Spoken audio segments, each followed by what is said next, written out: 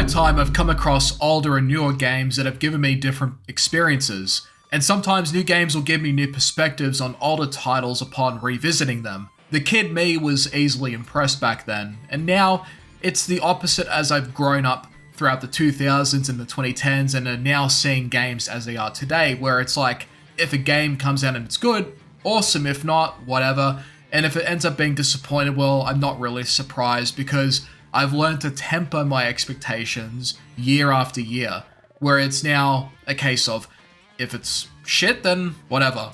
You know, it's not the end of the world for me. And seeing multiple generations of gaming shift and fold into newer and shinier forms has been exciting, disappointing, and also concerning with some of the practices that are being displayed now. I've also seen the things people have complained about, and I've seen people reminisce about the old days, about how games were much better back then. And to an extent, it's true when it comes to the principle of getting what you paid for and how the earlier gens adhered to the idea of just picking up a game and playing it immediately. Something that is getting lost in the AAA scene and is probably lost already and is, thankfully still prominent in the indie scene, usually anyways. But recently my mood for racing has come back and I took that opportunity to revisit the underground games, some of my absolute favourite racing games of all time and are among my all-time favourite games. They were the kind of games that got straight to the point of just allowing you to play and just gave you the intended experience. The intended experience, mind you, that was a lot of fun to play and still holds up pretty well, in my opinion. There were no bullshit updates, no requirements to install anything before playing unless you count PC and putting the disc in. You just boot up the game and off you go. I played through Underground 1 twice recently, and recently finished Underground 2. And I had decided then to compare my feelings between the older Need for Speed titles with other modern racing games as well as the modern Need for Speed games. And what I found was that I was genuinely happier playing the older titles in comparison to the newer Need for Speed games, as well as some other newer AAA racing games. But instead of analysing them to a T, I'm just going to use them as a vehicle to express more so my feelings and explain why I appreciate older racing games more, as well as indie racing games that try and provide a similar experience. So to make it very clear before going any further, I'm not just going to say that older is automatically better than newer, because look, nostalgia does admittedly have an influence in my opinions and my experiences with what I grew up with, and that effect can also apply to people that grew up with newer racing games. If you enjoy the newer racing games more, then I'm happy for you. In fact, there are some new racing games that I've come to enjoy and some I love. Night Runners, anyone? And look, there are both things that I like and dislike in both old and new racing games. Neither side is perfect, and it's the same with every other genre that I've enjoyed. So instead, I'm just going to bring up a few thought bubbles that came to mind, and they are things that are also reflective on what made me happier overall when I was playing older racing games, like the ones from the 2000s and even the 2010s. The first thing I noticed when I was playing Underground 1 and 2, as well as Most Wanted, more specifically the mod Hot Pursuit Challenges, is the immediacy of the gameplay experience. Underground 1 has a cutscene, boom, you're in a race. Underground 2, cutscene, out in the open world. The longer you wait, the more it feels like work, and if it's making you wait this long already, then what else is there waiting for you in the rest of the game before you even get to play it? In the Crew Motorfest, I got endless yapping and switchovers to various vehicles before I could even get started and just get to playing, and this was nearly 20 minutes in the game itself. And when I finally was in the open world, there was this feeling of bloat, where I had so much stuff to do all of a sudden, so many distractions on the map just vomited all over the place. It was like the parents wanted to make absolutely sure that their kid wasn't bored in 5 seconds, and then they give the player a myriad of distractions because the more content, the better, right? After all, they're expensive to make, expensive to distribute, and people want to get their money's worth given the prices put on them. And you say, look, games were expensive back then when they were newer too, but I never really had that feeling of, that immediate exhaustion in some of the older racing games that did in fact have an open world, and I didn't really experience some of the more aggressive practices that are now prevalent in some of the newer games that have a live service element to them, such as FOMO content. And what is FOMO content? Destiny 2, pretty much. You miss out, tough luck. You'll never get to try that content once it's vaulted. And it's a practice that I absolutely despise, and I hope goes away soon, rather than later. The Midnight Club games and the older Need for Speed games had simpler frameworks and approaches to their activities in the open world design, as well as the things that you could do that, allowed you to free roam and give you a meaningful sense of progression. And I was willing to do those activities not just because the free roaming in those games were fun, but because the activities were also supported by the clear vision established by the game's narrative, where you come from nothing and work your way to being someone. Underground 1, you beat Eddie and become the top racer in Olympic City. Underground 2, you find the one responsible for your accident and become the number 1 racer in Bayview. In Most Wanted, you beat Razor and you get your car back. Midnight Club, you beat the rivals in the Midnight Club group and get some sweet rides while you're at it, as well as becoming the top racer. Having those kind of goals gave a underdog approach to the progression system in those games that also made me want to work for those higher end cars, whereas with games like Forza Horizon 2 to 5 to be specific, you're just thrown into their world where everyone is like your best friend and Lamborghinis start dropping like apples from a tree. And so how do they keep the players motivated to keep going? Content, with lots of activities showered upon you to distract you from the realization that you don't really need to do any of these activities at all. After Forza Horizon 1, the story takes a backseat and the focus becomes more just on, pumping lots of content into the experience, and everyone is putting you on a pedestal where it's just one big circle jerk in the guise of a festival. Although in saying that, what does redeem the Horizon games and what makes them great is the handling system associated with the open world cruising element to them that makes them very chill and relaxing games to play. And the races can be fun once you, open yourself to doing them. And even with the activities just being activities for the sake of it, they are still pretty fun to do because the handling in itself is great. And again, if you've got friends to play with, it's an even better experience than on your own. Even with games like The Crew 2 and Motorfest, I found the handling in those games to be pretty good as well, and honestly preferable to the shit that you see in modern Need for Speed nowadays. Speaking of which, handling was another thing that I thought about. Black Box for me were fucking wizards when it came to handling with their Need for Speed games.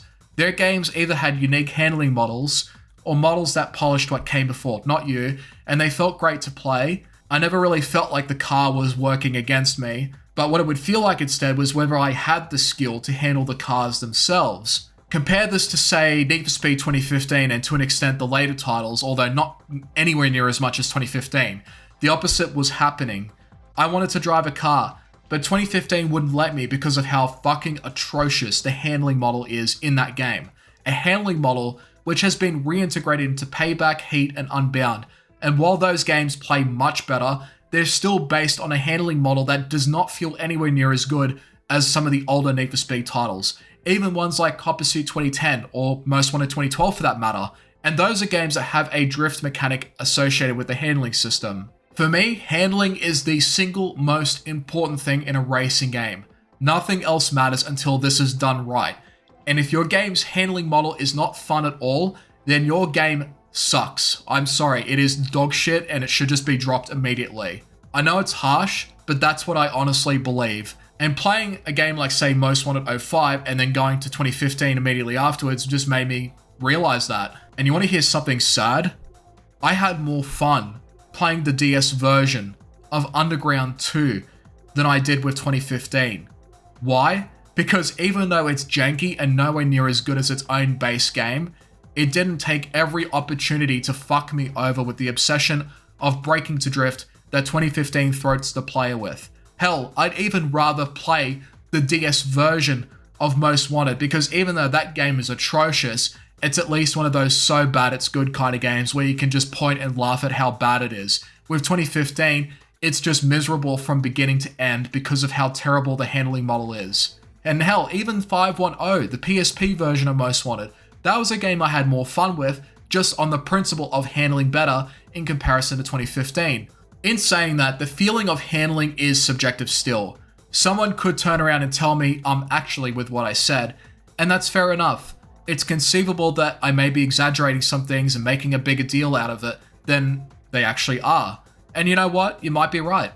Maybe Need for Speed 2015 isn't a terrible game. I mean, after all, I love the atmosphere, the return to live action cheesiness, and graphically it still looks amazing to this day. Too bad though that it's in a game with one of the worst handling models that I've ever experienced in my life, backed by an unnecessary online-only requirement that tells you to go fuck yourself if your internet isn't very good.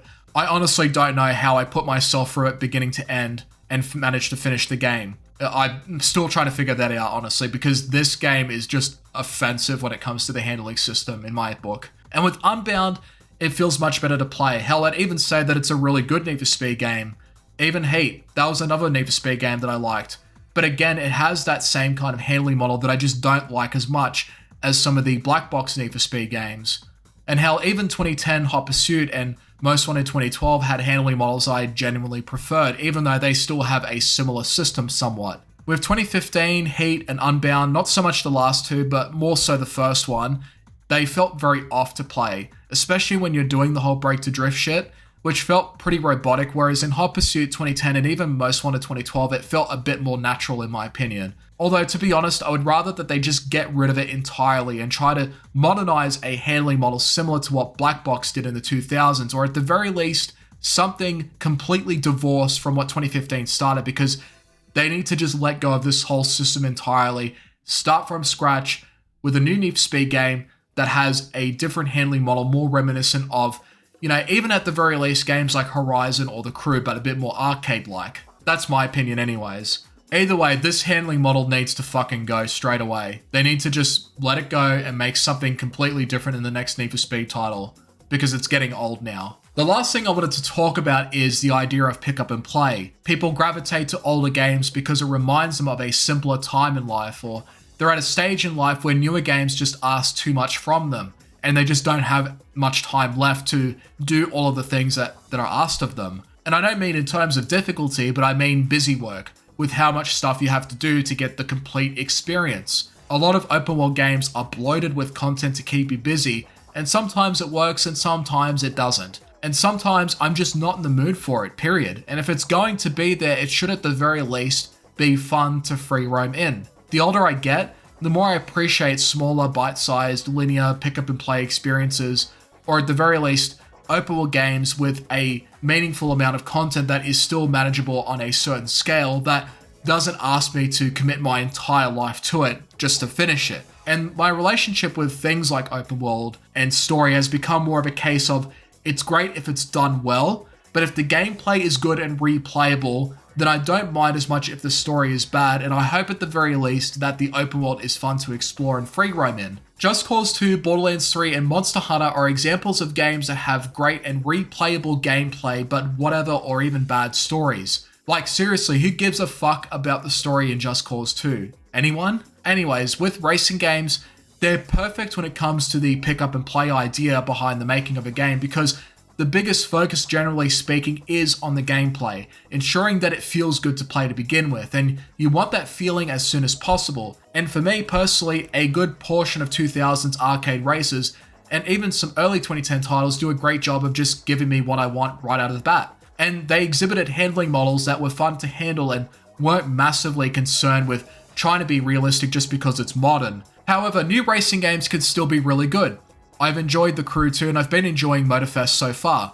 I loved Horizon 2 and 3, and I've been meaning to play 1 for some time now. I had fun with Car X Street on the wheel back when it came out, and I love BeamNG to death, and that is a full-on physics game where even crashing is fun. Which reminds me, the indie scene has been for me a godsend when it comes to giving me throwback racing experiences or just fun racing games that just get right to the point. Old School Rally was a ton of fun, Parking Garage Rally Circuit was a unique rally-like experience, inspired by Sega Saturn aesthetics. Then there's Night Runners. Man, this game is awesome. The sense of speed and inertia is incredible. The atmosphere is peak, customization is deep, and it really nails the feeling of playing a PS2 game through its visuals, its UI, and even down to its gameplay. And the crazy part is, it's still not finished yet. Seriously, if the prologue is this good, I cannot wait to see what the rest of the final product is like. Racing games in general are dear to me and always have been. I grew up in the golden age of arcade races, and they have been my favorite type of racing games for some time. But my recent experiences with revisiting the newer Need for Speed games, as well as trying out The Crew Motorfest and a few other AAA racing games from before, has made me appreciate the simpler designs of older racing games, and how they allowed me to pick up and play, whereas AAA games nowadays have systems in place to slow me down. forced me to take my time when I'm already warmed up and just ready to lock in and play. What I got back then were fun and arcade-like experiences that felt like an escape from kid problems when I was a kid.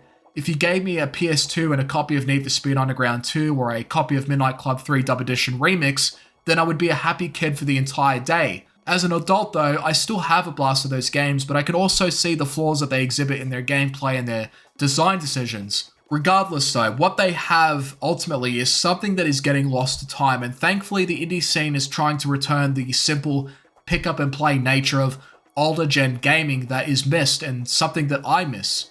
Like in other genres, I'll always keep tabs on what's coming next, seeing what's cooking in the kitchen, and lately the indie racing scene has been doing a lot of cooking, and some really promising titles I've seen are games that I'm pretty keen to try out at some point when they come out. But with the state of arcade racing as a whole, there is a desire for arcade experiences that have not only great handling, but also a purpose and sense of meaningful progression that motivates the player to keep going and isn't showing too much concern with just trying to be ultra realistic. Just fun handling physics that actually make you want to drive those cars and just, cause chaos on the road. And not have it be just an endless amount of busy work where it just feels like you're doing stuff for the sake of it, just because, it's content. Need to keep you busy, you need to keep the hours up as much as possible. And then in the later Forza Horizon games, especially in 4 and 5, it just feels like a glorified epilogue from before where everyone is just like your best friend, there's just endless yapping, lots of cringe, and not the good kind either, and your character is more spoiled than Dudley from Harry Potter. Anyway, those are my thoughts. I may yap more about racing games and other games in the future and perhaps go into some specifics, but I thought I'd get this off my chest. Now, if you'll excuse me, I've got games that don't require a million terabytes to install and endless updates to play. Thanks for watching.